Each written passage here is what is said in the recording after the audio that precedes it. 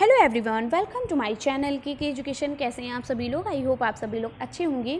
तो आज मैं आप लोगों को डीएलएड एग्ज़ाम 2022 लेटेस्ट अपडेट बताने वाली हूं और DElEd first, second, third, fourth semester 2022 की अपडेट्स और स्क्रूटनी फॉर्म की प्रक्रिया आपको पता है। स्क्रूटनी फॉर्म के बारे में आपको बताने वाली हूँ। स्क्रूटनी फॉर्म की प्रक्रिया आपको पता है लगातार चल रही है, लगातार जारी है। अगर अभी आपने स्क्रूटनी फॉर्म नहीं भरा है तो जल्द से जल्द अपने स्क्रूटनी फॉर्म को भरिए।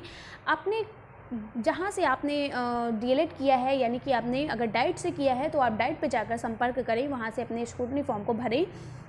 और अगर आप निजी कॉलेज से डीएलएड कर रहे हैं तो आप निजी कॉलेज में जाकर अपने स्क्रूटनी फॉर्म को जल्द से जल्द फिल करें, ताकि आप जल्द से जल्द फिल करेंगे तो आपके लिए बेटर होगा, ठीक है। और मैं आपको प्रत्यावेदन के बारे में बताने वाली हूँ, यानी कि जो हमारे डीएलएड किसी भी सेमेस्टर के हमारे बैक प्रशिक्षु जो हैं, जिनकी एक सब्जेक्ट में 3 बार बैक लगी हुई है, और वो कैसे अपने सब्जेक्ट को उस सब्जेक्ट को क्लियर करें। वो कोई भी सब्जेक्ट हो, चाहे आपका मैथ्स हो, चाहे आपका इंग्लिश हो, चाहे कोई भी सब्जेक्ट है, अगर आपके उसमें 3 बार बैक लग गई है तो उसके लिए एक प्रत्यावेदन फॉर्म आता है। तो प्रत्यावेदन फॉर्म को कैसे भरें, क्या क्या डॉक्यूमेंट्स लगते हैं, एप्लीकेशन कैसे लिखते हैं, संपूर्ण जानकारी मैं आपको इस वीडियो में बताने वाली हूँ।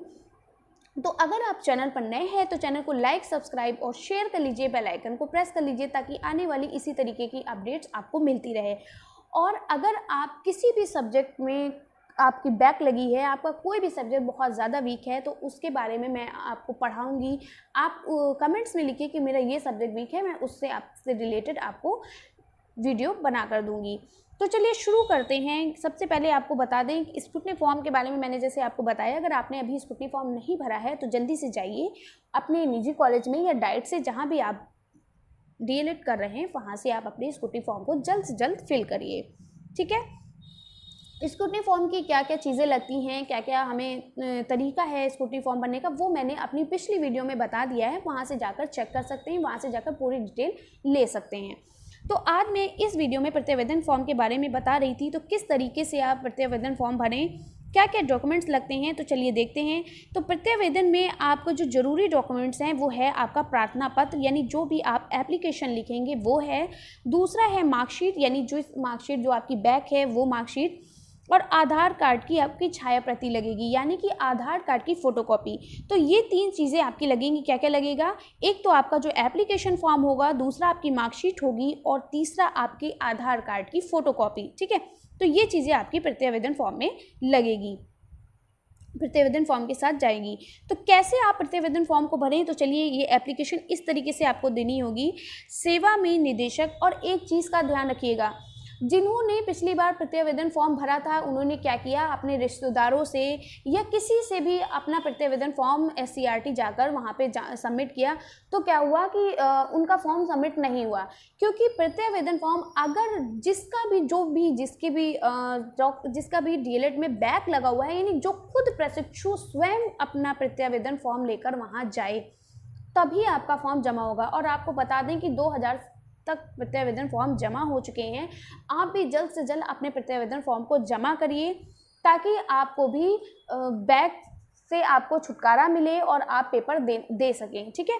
तो इसीलिए मैं कह रही हूँ, खुद जाकर सबमिट करिए, किसी के सहारे पर नहीं रहिए, किसी की हेल्प की ज़रूरत नहीं है। आपका फॉर्म है भाई, बैक आपकी लगी है तो आपकी रिस्पॉन्सिबिलिटी बनती है कि आप खुद जाकर अपने फॉर्म को सबमिट करें, ठीक है। तो चलिए बताते हैं किस तरीके से आपको एप्लीकेशन यहाँ पे देखिए दी गई है। सेवा में निदेशक, राज्य शैक्षिक अनुसंधान एवं प्रशिक्षण परिषद, यानी SCERT, लखनऊ, उत्तर प्रदेश। विषय क्या है? डीएलएड 2018 बैच के द्वितीय सेमेस्टर में 3 बार अनुत्तीर्ण होने पर सचिव परीक्षा नियामक प्राधिकारी, प्रयागराज, उत्तर प्रदेश के पोर्टल से प्रार्थनी का डाटा हटाए जाने एवं दया के आधार पर प्रार्थनी को प्रशिक्षण पूर्ण करने के संबंध में ये विषय लिखना है। फिर आप लिखेंगे, महोदय, आपसे निवेदन यह है कि प्रार्थी सत्र 2018 बैच का प्रशिक्षु हूँ। प्रार्थी ने प्रथम, द्वितीय, चतुर्थ सेमेस्टर की परीक्षा उत्तीर्ण की है, किंतु द्वितीय सेमेस्टर की परीक्षा में 3 बार सम्मिलित होने के उपरांत भी गणित विषय की परीक्षा उत्तीर्ण न हो सकी। यानी 3 बार पेपर देने के बाद भी उनकी हमारी गणित विषय में हम अब परीक्षा को उत्तीर्ण नहीं कर पाए। कोई भी विषय हो, ऐसा नहीं स्पेशल गणित विषय है, यहाँ पर एक एप्लीकेशन आपको बताने के लिए यहाँ पर दी गई है कि इस तरीके से आपको भरना है। अगर आपकी इंग्लिश में है, आपकी गणित में है, आपकी सामाजिक विज्ञान में है, हिंदी में है, विज्ञान में है, किसी भी सब्जेक्ट में है, आप उस सब्जेक्ट का यहाँ पर नेम लिखेंगे। ठीक है। गणित विषय में 3 बार बैक आने के कारण मेरे परीक्षा में सम्मिलित होने के अवसर समाप्त हो चुके हैं, क्योंकि आपको पता है अगर आपके एक सब्जेक्ट में 3 बार बैक लगती है तो आपको पेपर नहीं देने दिया जाता है। तो वही यहाँ पर कहा है कि 3 बार बैक लगने पर अब मेरे पेपर देने की जो अवसर हैं वो खत्म हो चुके हैं, समाप्त हो चुके हैं। अतः आप मुझे आगामी परीक्षा में गणित विषय में पुनः बैठने का अवसर प्रदान करें, यानी फिर से आप मुझे गणित विषय में बैठने का अवसर प्रदान करें। आपकी अति कृपा होगी, आपकी महान कृपा से मैं सदैव आपका जीवन भर ऋणी रहूँगा या ऋणी रहूँगी। ठीक है। फिर आप यहाँ पर प्रार्थनी का नाम, यानी जो भी आपका नाम है उस नाम को भरना है। ठीक है। और पुत्र मतलब पुत्री आप किसकी हैं या पुत्र आप किसके हैं, अपने पिता का नाम साथ में देना है। फिर आपका रजिस्ट्रेशन, यानी जो आपका रजिस्ट्रेशन नंबर है उसको फिल करना है। आपका रोल नंबर क्या है उसको यहाँ पर फिल करना है। आप अपने मोबाइल नंबर को यहाँ पर फिल करेंगे और जिस कॉलेज से आप कर रहे हैं डीएलएड उस कॉलेज का नाम यहाँ पर लिखेंगे। ठीक है। तो इस तरीके से आपको अपने एप्लीकेशन को लिखना है, अपना एप्लीकेशन इस तरीके से लिखना है, इस तरीके से फॉर्म आपको एप्लीकेशन भरना है और खुद जाकर आपको सबमिट करना है, क्योंकि आप खुद ही इसके जिम्मेदार होंगे। तो इस तरीके से प्रत्यावेदन फॉर्म को भरा जाएगा। और आपको क्या क्या चीज़ें लगेंगी फिर से एक बार बता देते हैं। जो आप प्रत्यावेदन, जो आप एप्लीकेशन लिखेंगे वो, और एक मार्कशीट, यानी जो आपकी जो मार्कशीट है वो, और आधार कार्ड की आपकी फ़ोटोकॉपी लगेगी। तो इन सब चीज़ों को आपको प्रत्यावेदन फॉर्म में, इन सब चीज़ों को, ये सब चीज़ें आपकी लगेंगी। फिर आपके जो आपका और जो डीएलएड एग्ज़ाम है, यानी कि जो बहुत से प्रशिक्षु हैं जो बार बार यही पूछते हैं कि बैक पेपर कब होगा। तो देखिए जो आपका बैक पेपर है वो आपका साथ ही साथ चलता है, यानी first, second, third, fourth semester जब भी आपका होगा साथ ही साथ आपका बैक पेपर आपका चलता रहेगा। ठीक है। तो यानी first, second, third, fourth semester का एग्ज़ाम साथ ही में होगा। और अक्टूबर में होगा या नहीं इसका कोई पता नहीं, क्योंकि देखिए अभी आपके स्क्रूटनी फॉर्म भर रहे हैं, तो स्क्रूटनी फॉर्म की प्रक्रिया अभी चल ही रही है, अभी जारी है, अभी फॉर्म पूरी तरीके से अभी फिल नहीं हुए हैं, अभी डेट है उसकी। जब इसकी डेट खत्म हो जाएगी, जब आपका रिजल्ट आ जाएगा, तभी आपका फर्स्ट, सेकेंड, थर्ड, फोर्थ का एग्ज़ाम होगा, चाहे वो बैक पेपर का हो और चाहे ऐसे ही हो। ठीक है। यानी कि आपका जो एग्ज़ाम है वो स्क्रूटनी फॉर्म के भरने के बाद, उसका रिजल्ट आने के बाद ही होगा। तो जब भी आपका एग्ज़ाम होगा, जब भी एग्ज़ाम से रिलेटेड कोई अपडेट्स आएगी तो मैं उस अपडेट्स को आप तक पहुंचाऊंगी। तो आप इसके लिए परेशान ना होइए, एग्ज़ाम कब होगा इसकी टेंशन ना लीजिए। और आपको पता है कि स्कीम जो आपकी होती है वो अचानक से आती है, तो आप अपनी तैयारी में जुटे रहिए।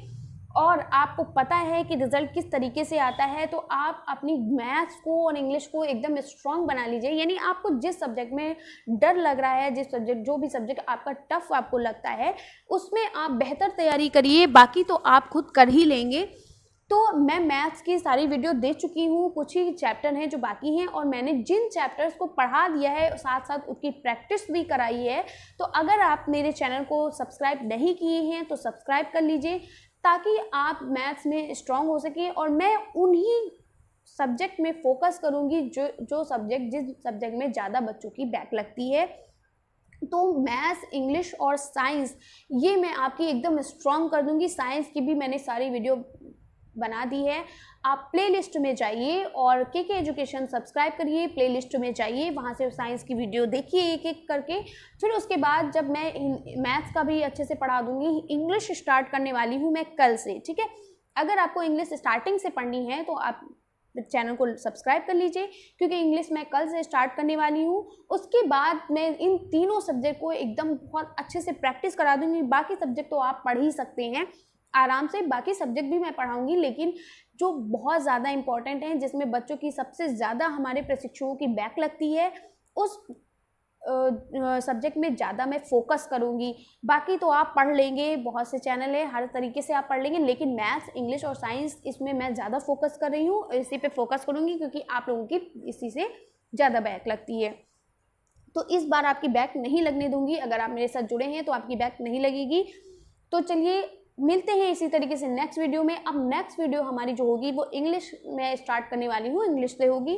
तो अगर आपको इंग्लिश पढ़नी है तो चैनल को लाइक, सब्सक्राइब और शेयर कर लीजिए, बेल आइकन को प्रेस कर लीजिए। तो मिलते हैं इसी तरीके से नेक्स्ट वीडियो में, तब तक के लिए बाय बाय, टेक केयर। और हाँ, अगर आपको किसी भी तरीके का कोई डाउट्स है तो आप कमेंट्स में लिखिए, मैं आपके हर एक डाउट्स को क्लियर करूँगी, ठीक है। तो मिलते हैं नेक्स्ट वीडियो में, तब तक के लिए बाय बाय, टेक केयर।